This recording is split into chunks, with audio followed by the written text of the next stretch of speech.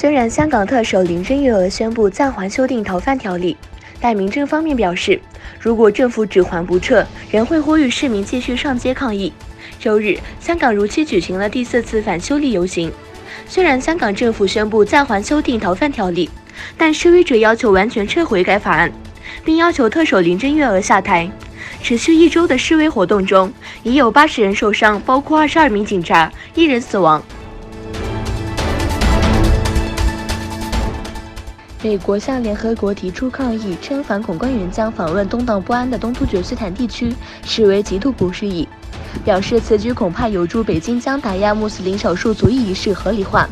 美国国务院发言人奥塔加斯表示，副国务卿苏利文今天致电联合国秘书长古特雷斯，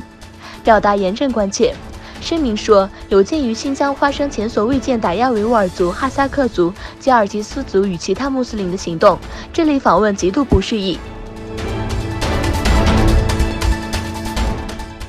据《纽约时报》的消息来源指出，美国已将俄罗斯的电力网络系统中植入进攻性的恶意软件。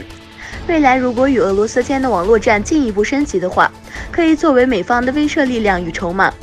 报道称，此消息来自多位在任和已离任政府官员。他们称，美国向俄罗斯电网和其他目标植入软件，是针对俄罗斯在2018年美国中期大选时散播虚假信息和黑客攻击行为。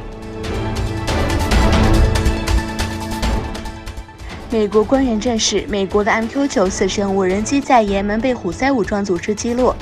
一名美国官员称，在阿曼湾邮轮遇袭事件的几个小时之前，伊朗曾向美国无人机发射了一枚地对空导弹，这枚导弹并没有击中目标，并在随后落入水中。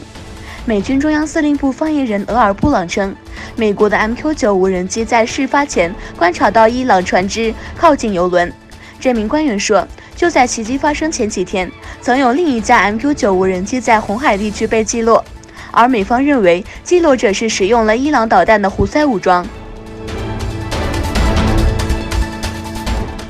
外交部长乔乌什奥路再次强调土耳其在向俄罗斯购买的 S-400方面的决心，并谈到无论结果如何，我们不会以任何方式退缩。他说，我们不接受美国单独指示我们购买或不购买。